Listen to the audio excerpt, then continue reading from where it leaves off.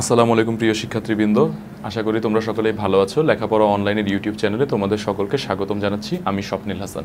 আজকে আমি তোমাদের পড়াবো হচ্ছে বাংলাদেশ ও বিশ্ব পরিচয়। তো অষ্টম শ্রেণীর বাংলাদেশ ও বিশ্ব পরিচয়। বাংলাদেশ ও বিশ্ব পরিচয় সম্পর্কে কিন্তু তোমরা ইতিমধ্যে খুব ভালো করে জানো যে বাংলাদেশ ও বিশ্ব পরিচয় কী। আমি কিন্তু প্রতিদিনই তোমাদেরকে বলি যে বইয়ের মাধ্যমে বাংলাদেশ ও বিশ্বর সম্পর্কে অবাধ ধারণা আমরা পেয়ে থাকি। যে বইয়ের বাংলাদেশের বিভিন্ন কূটনৈতিক ব্যাপার থেকে শুরু করে যে বাংলাদেশের রাষ্ট্র পরিচালনার সকল জিনিসপত্র, এবং কিন্তু আমরা কি জানি বহির্বিশ্বের সাথেও বাংলাদেশের সম্পর্ক এবং বহির্বিশ্ব সম্পর্কেও কিন্তু অনেক ধারণা আমরা যে বই থেকে পাই, সেটা কি কিন্তু আমরা বাংলাদেশ ও বিশ্ব পরিচয় বলি। তো আমরা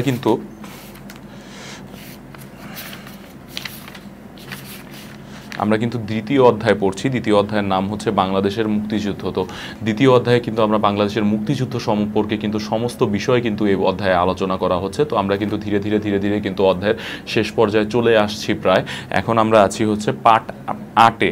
পার্ট 8 হচ্ছে মুক্তিযুদ্ধ ও দেশি বিদেশি সহযোগিতা। আমরা আবারও বলছি যে পার্ট 8 হচ্ছে মুক্তিযুদ্ধে দেশি ও বিদেশি সহযোগিতা।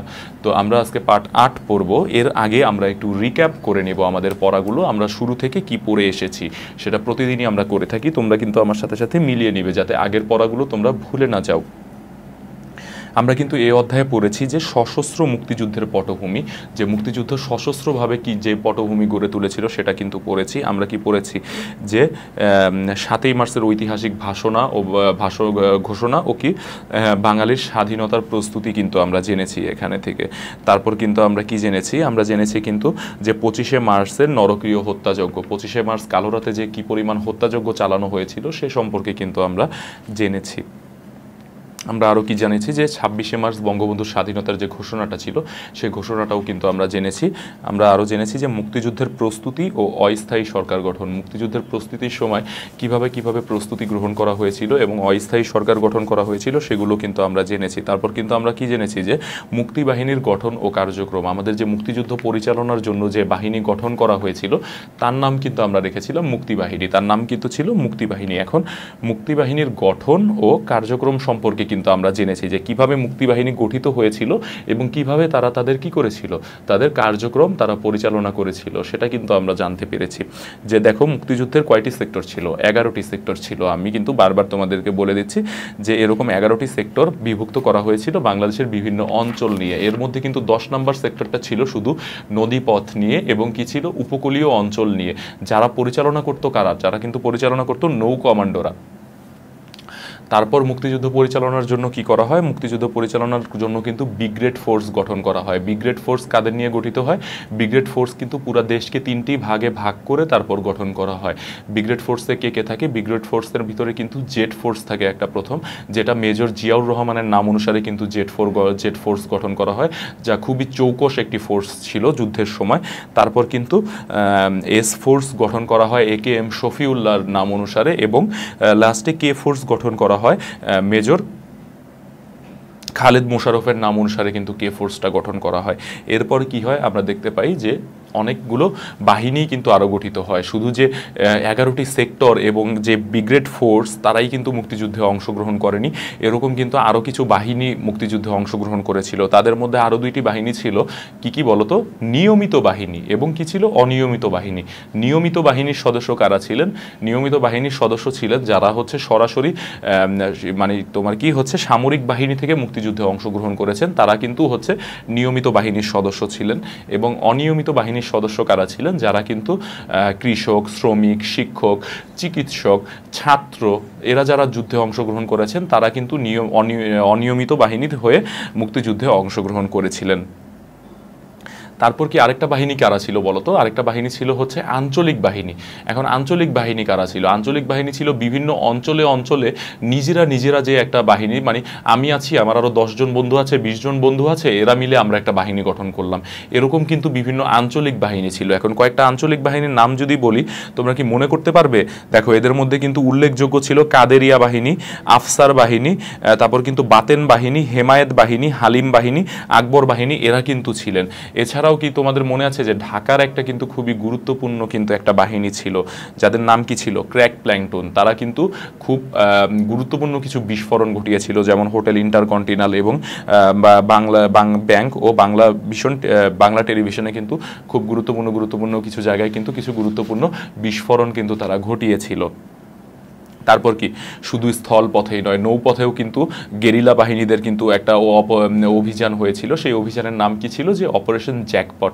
অপারেশন জ্যাকপটে কিন্তু কি একদিনের অপারেশনে কিন্তু কি হয়েছিল? চট্টগ্রাম বন্দরে কিন্তু একসাথে 10টি এবং মংলা বন্দরে কিন্তু 50টি জাহাজ ধ্বংস করে কিন্তু তারা ব্যাপক আলোচনার সৃষ্টি করেছিল। তারা কিন্তু পুরো পৃথিবীতে একটা এক্সাম্পল তৈরি করেছিল মুক্তিযুদ্ধের, বাংলাদেশের মুক্তিযুদ্ধের। সেক্ষেত্রে কিন্তু আমাদের জন্য যুদ্ধ জয়ের পথও কি হয়েছিল বলো? আমরা কিন্তু যুদ্ধে কিন্তু এক ধাপ আরও এগিয়ে গিয়েছিলাম।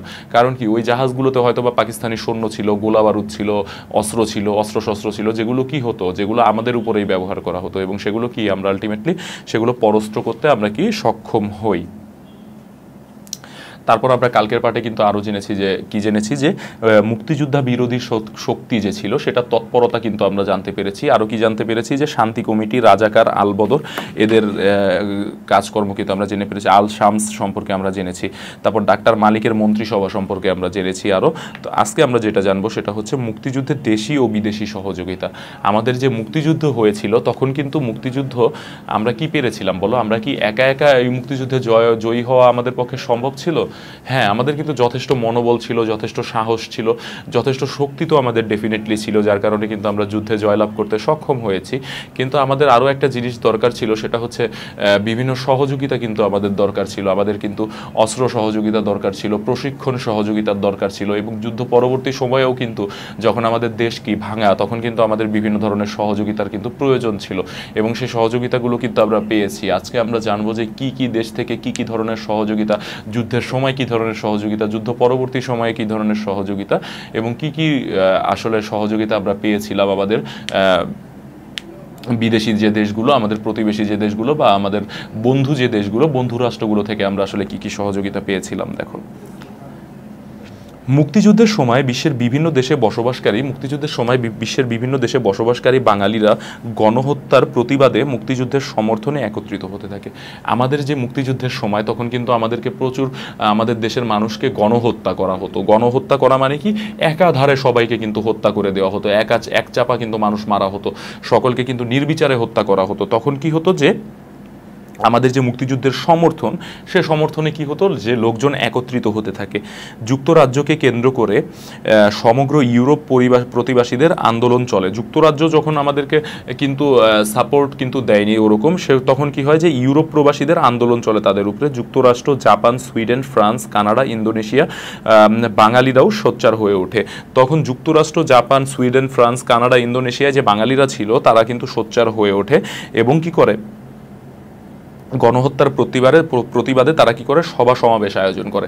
সভা সমাবেশ আয়োজন কি? এই যে আমাদের একটা দেশে গণহত্যা হচ্ছে, এর বিরুদ্ধে একটা সভা সমাবেশ আয়োজন করা, এর প্রতিবাদ করলাম আমরা। রাস্তায় নেমে বড় বড় সাইনবোর্ডে লিখে দিল যে আমরা এই গণহত্যার প্রতিবাদ জানাই, আমরা এই গণহত্যার পক্ষে না।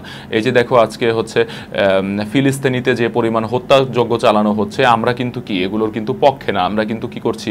আমরা কিন্তু অনেকে প্রতিবাদ জানাচ্ছি। কিভাবে প্রতিবাদ জানাচ্ছি? আমাদের কিন্তু আজকে রাস্তায় নেমে প্রতিবাদ জানানোর প্রয়োজন হচ্ছে না। আমরা কিন্তু অনেকে ফেসবুকে স্ট্যাটাসের মাধ্যমে প্রতিবাদ জানাচ্ছি। আমরা কিন্তু একজনকে বলছি যে ইসরায়েলি পণ্য বয়কট করুন।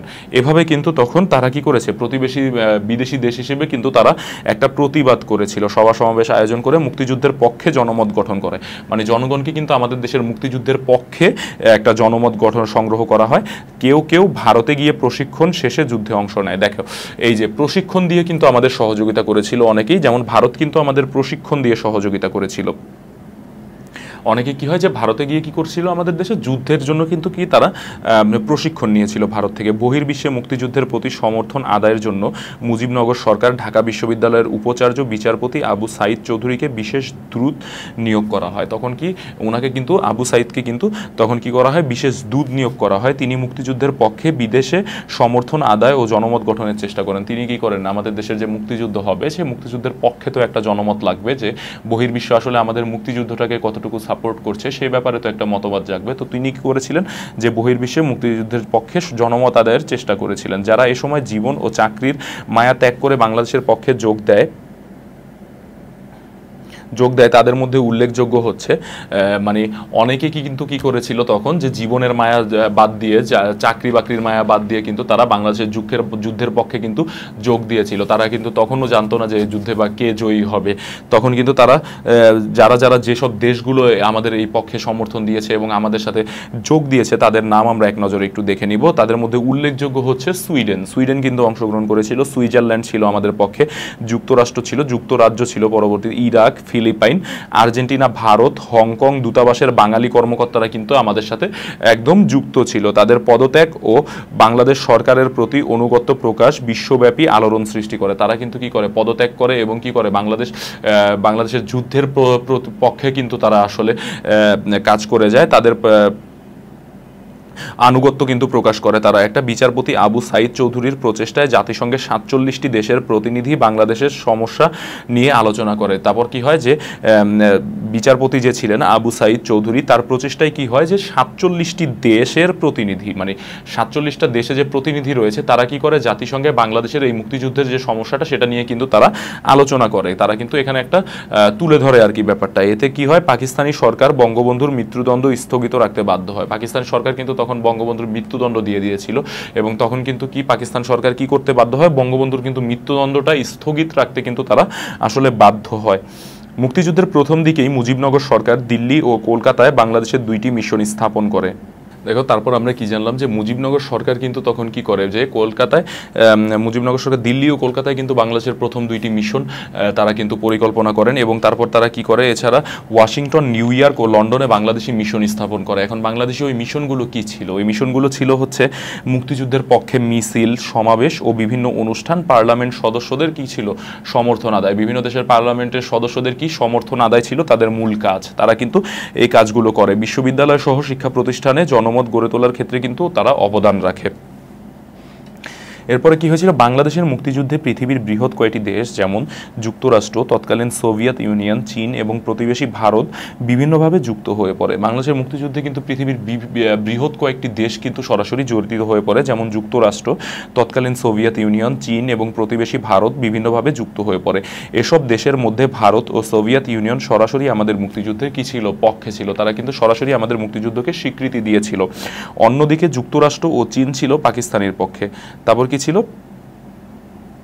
যুক্তরাষ্ট্র ও চীন কি ছিল, তারা ছিল পাকিস্তানের পক্ষে। তারা কিন্তু পাকিস্তানকে সমর্থন দিত বা সাহায্য করত। ভারত সরকারের 25শে মার্চ থেকে সংগঠিত পাকিস্তানি বাহিনীর গণহত্যার নিন্দা করে। ভারত সরকার কি করে, 25শে মার্চ থেকেই কিন্তু পাকিস্তানিরা যে আমাদের উপর গণহত্যাটা চালিয়েছিল, নির্বিচারে যে আমাদের হত্যাযজ্ঞ চালিয়েছিল, সেটার কিন্তু প্রতিবাদ ও নিন্দা কিন্তু তারা শুরু করে। গণহত্যার হাত থেকে বাঁচতে সীমান্ত পেরিয়ে আসা প্রায় 1 কোটি শরণার্থীকে ভারতে আশ্রয় দেওয়া হয় এবং তাদের ভরণ পোষণের দায়িত্ব কিন্তু ভারত সরকার নেয়। ভারত সরকার কিন্তু আমাদের সাহায্যটা করেছিল কিভাবে, যে আমাদের দেশ থেকে কিন্তু মুক্তিযুদ্ধের সময় গণহত্যার হাত থেকে বাঁচার জন্য কিন্তু সীমান্ত এলাকাগুলো থেকে কিন্তু প্রায় 1 কোটির মতো লোক কিন্তু ভারতের দিকে চলে যায়, ভারতে আশ্রয় নিতে চলে যায়। তখন কিন্তু ভারত সরকার কিন্তু তাদেরকে আশ্রয় দিয়েছিল এবং তাদের দায়িত্ব কিন্তু তারা গ্রহণ করেছিল। ভারতের মাটিতে এপ্রিলের শেষ দিকে বাঙালি যুবকদের সশস্ত্র ট্রেনিং দেওয়া হয়, যা নভেম্বর মাস পর্যন্ত চলে। এরপরে কি হয়, ভারত সরকার কিন্তু বাংলাদেশি যে যুবকগুলো ছিল, যারা মুক্তিযুদ্ধ করতে গিয়েছিল বা মুক্তিযুদ্ধ করতে চেয়েছিল, তাদেরকে কিন্তু ট্রেনিং বা প্রশিক্ষণ দেওয়া হয়। সেই প্রশিক্ষণ কতদিন পর্যন্ত চলে বলো, নভেম্বর মাস পর্যন্ত কিন্তু চলে। পাশাপাশি কলকাতার প্রবাসী বাংলাদেশ সরকার পরিচালনা ও স্বাধীন বাংলা বেতার কেন্দ্র নামে এই সরকারের বেতার কেন্দ্র স্থাপনে ভারত কি করে, আমাদেরকে কিন্তু সহযোগিতা করে। এছাড়াও ভারতের তৎকালীন প্রধানমন্ত্রী ইন্দিরা গান্ধী সহ বিভিন্ন মন্ত্রী ও নেতা কর্মকর্তারা বিদেশ সফর করে বাংলাদেশের পক্ষে বিশ্ব জনমত গঠনে ভূমিকা রাখেন। এখন বিশ্ব জনমত গঠনটা কি? বিশ্ব জনমত গঠন হচ্ছে যে কোনো একটা দেশের পক্ষে, একটা দেশের স্বাধীনতার পক্ষে বা একটা দেশের মুক্তিযোদ্ধার পক্ষে যখন কয়েকটা দেশ একত্রে তাদের পক্ষ নেবে বা তাদের সাপোর্ট করবে, এটাই হচ্ছে জনমত, মানে সাপোর্ট করাটাই হচ্ছে জনমত। তো বাংলাদেশের পক্ষে যাতে সাপোর্ট করে, বাংলাদেশকে যাতে জনমত দেয়, সেজন্য কিন্তু কয়েকজন একত্রে কাজ করে গিয়েছেন। 16 ডিসেম্বর ভারত বাংলাদেশকে স্বীকৃতি দেয়। ভারত বাংলাদেশকে মুক্তিযুদ্ধের পক্ষে স্বীকৃতি দেয় কখন? সেটা কিন্তু 16 ডিসেম্বর, কিন্তু 6 ডিসেম্বর কিন্তু ভারত বাংলাদেশকে স্বীকৃতি দিয়ে দেয়। ইতিমধ্যে নভেম্বর মাসে বাংলাদেশ ও ভারতের যৌথ বাহিনী গঠিত হয়। নভেম্বর মাসে কিন্তু বাংলাদেশ ও ভারত একটা যৌথ বাহিনী গঠন করে। বাংলাদেশের মুক্তিবাহিনী ও ভারতীয় সেনাবাহিনীর সমন্বয়ে গঠিত হয় যৌথ বাহিনীটি। এই যৌথ বাহিনীতে কারা কারা থাকে দেখো, তোমরা বুঝতে পেরেছো যে বাংলাদেশের মুক্তিবাহিনীও কিন্তু থাকে, আর ভারতের কিন্তু সেনাবাহিনীরাও কিন্তু ছিল এই যৌথ বাহিনীতে। আমাদের মুক্তিযুদ্ধে সে দেশের সর্বস্তরের জনগণ স্বতঃস্ফূর্ত সমর্থন ও সব ধরনের বেসরকারি সংগঠন, লেখক, শিল্পী, বুদ্ধিজীবী, পেশাজীবী সম্প্রদায় সকলেই কিন্তু আমাদের পাশে এসে দাঁড়ায়। মানে কি, আমরা কি বুঝতে পারলাম? যে ভারতের লেখক, শিল্পী থেকে শুরু করে সবাই কিন্তু আমাদের জনগণের পাশে এসে দাঁড়ায়। তারা কিন্তু একটা সাহায্যপূর্ণ একটা মনোভাব কিন্তু আমাদের প্রতি রেখেছিল। আমাদের মুক্তিযুদ্ধের পক্ষে তৎকালীন সোভিয়েত ইউনিয়নের ভূমিকা ছিল অত্যন্ত গুরুত্বপূর্ণ। সোভিয়েত ইউনিয়ন যে ছিল, তাদের ভূমিকা কিন্তু আমাদের মুক্তিযুদ্ধের পক্ষে অত্যন্ত গুরুত্বপূর্ণ ছিল। সোভিয়েত ইউনিয়ন প্রথম থেকে শেষ পর্যন্ত বাংলাদেশের মুক্তিযুদ্ধের পক্ষে ভূমিকা রেখেছিল। এপ্রিলের শুরুতেই সোভিয়েত প্রেসিডেন্ট পদগর্ণী বাংলাদেশের গণহত্যা বন্ধের জন্য প্রেসিডেন্ট ইয়াহিয়াকে চিঠি দেন। তখন কিন্তু তিনি কি করেছিলেন, যে ইয়াহিয়া খানকে কিন্তু একটা চিঠি দিয়েছিলেন যে বাংলাদেশের গণহত্যা বন্ধ করা হোক। 3রা ডিসেম্বর চূড়ান্ত যুদ্ধ হলে সোভিয়েত ইউনিয়ন যুদ্ধবিরতি বিলম্বিত করার সিদ্ধান্ত গ্রহণ করে। এই যে দেখো, এভাবে কিন্তু বিভিন্ন বৈদেশিক সহযোগিতা কিন্তু বাংলাদেশ বিভিন্ন সময় পেয়েছিল। এই বৈদেশিক সহযোগিতার কারণে কিন্তু আমাদের যুদ্ধক্ষেত্রে আমরা কিন্তু অনেক হয়তোবা সফলতা অর্জন করেছি, কারণ শক্তি, মনোবল সেটা তো আমাদের ছিলই, কিন্তু তাদের সহযোগিতার কারণে কি হয়েছে, আমাদের শক্তিটা আরও বেড়ে উঠেছে, আমরা আরও বেশি সাহস পেয়েছি। আর বৈদেশিক জনমত তো অবশ্যই দরকার ছিল। জনমত সম্পর্কে তো তোমরা অলরেডি জেনেইছো যে জনমতটা কি খুবই গুরুত্বপূর্ণ ছিল, এবং অনেক রাষ্ট্র আমাদের কিন্তু কি স্বীকৃতি দিয়েছে এবং জনমত কিন্তু দিয়েছিল। সেই সাপোর্টটা ছিল খুবই গুরুত্বপূর্ণ ওই সময়। তো আজকে এই পর্যন্তই পার্ট 8, মুক্তিযুদ্ধের দেশি ও বিদেশি সহযোগিতা। তোমরা কি করবে, এটা খুব ভালোভাবে পড়বে। এখান থেকে তোমরা কি করবে, পাঁচটা করে প্রত্যেকে কি করবে, বহু নির্বাচনী প্রশ্ন খুঁজে বের করবে, এবং সেটা কি করবে, কমেন্ট সেকশনে অবশ্যই দিয়ে দিবে। এতে করে কি হবে, তুমি যে 5টা কোশ্চেন দিবে এবং তোমার পরের জন যে 5টা কোশ্চেন দিবে, তাদের সাথে কিন্তু মিলিয়ে তোমরা কিন্তু অনেকগুলো কোশ্চেন্স পেয়ে যাবে। এক্ষেত্রে কিন্তু তোমাদের পরীক্ষার সময় কোশ্চেন্স নিয়ে তোমাদের আর গাইড বইয়ে ছোটাছুটি করতে হবে না। এখান থেকে কিন্তু তোমরাই নিজেরা আলাদা কোশ্চেন্স এবং কোশ্চেন্সের অ্যান্সার কিন্তু তোমরা খুঁজে বের করে ফেলবে। তো অবশ্যই আমাদের চ্যানেলটিকে সাবস্ক্রাইব করে পাশে থাকা বেল আইকনটিকে টিপ দিবে, যাতে তোমরা ইউটিউব খোলার সাথে সাথেই আমাদের ক্লাসগুলো পেয়ে যাও। আরেকটা কাজ যেটা করবে সেটা হচ্ছে অবশ্যই ফেসবুকে শেয়ার করে বন্ধুদের জানিয়ে দিবে। তোমাদের ক্লাস ভালো লাগলে লাইক করবে, ভালো না লাগলে অবশ্যই তোমরা ডিসলাইক করতে পারো, এবং কেন ভালো লাগলো না সেটা কিন্তু অবশ্যই কমেন্ট সেকশনে তোমরা বলে যাবে যে এই কারণে ভালো লাগলো না। তাহলে কিন্তু আমরা কি করতে পারবো, আমরা তোমাদের মতো করে তোমাদের আবার পড়াতে পারবো। তা আজকের মতো এই পর্যন্তই। সবাই ভালো থাকবে, সুস্থ থাকবে, সুন্দর থাকবে, সাবধান থাকবে। আসসালামু আলাইকুম।